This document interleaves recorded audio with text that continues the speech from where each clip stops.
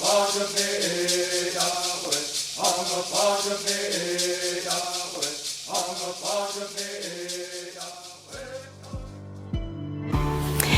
to the Agriculture and Water Room.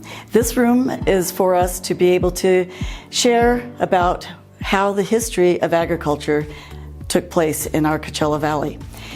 The Coachella Valley, a person that was moving here would wonder, why would you want to come here? Why would you want to farm here? Because this area is so dry and so hot, and there's so many better places in the country to be growing plants with the fertile grounds and such that they have in the Midwest. Well, in 1877, there was a land act. It was called the Desert Land Act, and they said if you wanted to have land in the Southwest, you would be able to develop land if you filled out an application, and then once you filled it out, you determined the land that you were going to take, and you improved it, just like homesteading. So once they were able to secure land, they were able to work it for 4 years. If they created a working farm, they were able to keep it, and the land was theirs. They had to choose land that was not part of the railroad, and it could not be part of the land that was set aside for the Indian nations. When the farmers decided to come, they need 3 things. They need good soil to grow in, they need water, and then they need to have the sunshine. Well, we have the sunshine covered in our Coachella Valley. That's not a problem. But the soil was a huge problem. Water was semi-big. The nice part with the water was they knew they had underneath the ground was what we call an aquifer, and it comes up from the aquifer in Artesian Wells. When those Artesian Wells come through, they're just natural bubbling out wells once they get dug up. Well, the Cahuilla Indians had already been using the Artesian Wells to do their farming. They had developed canals so they could get the water to go to their crops and be able to irrigate. So our first farmers, that's how they chose their property, was let's get something that has a well, an artesian well. Then from there, they had to make sure they could control that artesian well, plus make sure they could canal it into their irrigation system. As time went on, they realized if we use all the water from our aquifer and overuse it, we're going to have a huge problem here. So what they did was they had to come up with another system. So they came up with the All-American Canal. The All-American Canal was created in 1918. Took them 30 years to create this because there was all sorts of, there was war that happened during this time. It was just cumbersome to bring the water from the Colorado River all the way to our area here. One of the hardships with the water and the land was that this had been the Salton Sea Basin. Because of that, it had been covered all with water, and then over time, when the water evaporated, all the salts went down into the soil, and what was left was all the salt deposits. That's a real problem for the farmer.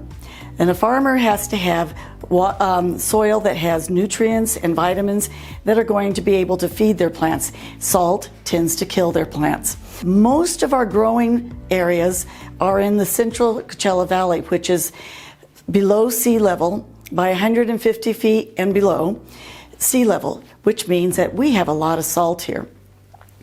So they came up not only with how to bring in more water, but how to tile the soil so that the water, when it would percolate down into the back into the soil, it wouldn't go into our drinking water, but it would purge itself and be cleaned and be suitable for refarming the topsoil, being regenerated into the vitamins and nutrients that they needed to have. So they had a lot of tasks that they had to overcome at the very beginning. Once the farmers were able to grow their plants, they found that they could grow anything from hay to cantaloupes to citrus to table grapes. They had a variety of fruits that they could grow easily here. So this area was perfect for growing. We had things coming in, crops coming in early because of our temperatures. So we would get a better amount of money because of the fact that our crops would come in early.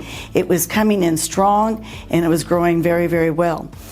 The Kohler family saw a need, and so what they did was they created one of the first businesses of selling the hay, grain, and flour to the neighbors and the community. The Kohler family opened up their store in 1918. They were one of the first ones to ever have a permit in the Riverside County area for this type of business. The Kohler's family was in business for many, many years. I believe it was 65 years. And by the time they were finished, it was kind of like a general store. So they would sell not only the things for the farmers' animals, the hay and the oats, they would have also the seeds to grow. They would have chickens and baby chicks during the season.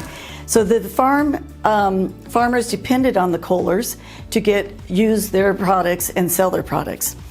So a lot of their stuff was distributed locally. Then they wanted to get it outside. So they used our railroad system. They sent everything up to Los Angeles, and any place where a railroad would go to, would be able to split off to, they would send their product to. One of the things that in their crops, they had a lot of different kinds of crops, but one that is very unusual for us is our dates. Dates came to us because the United States Department of Agriculture said, we want to continue to gain other things that can be grown in our Coachella Valley and our desert areas that would be marketable and make a lot of money. So they sent a dear man, Dr. Swingle. He was sent to the Middle East to see what would grow in the desert area. And what he found was dates. Dates are a very sweet and very has antioxidants. It's a delicious fruit, but we didn't have any here, and they weren't sure it was going to work. So what they did with the dates was he brought over just a few just to see how was this going to work. And once they grew their dates, they realized this is a real money maker. So a lot of farmers chose to take that road and see what they could do to harvest and grow dates.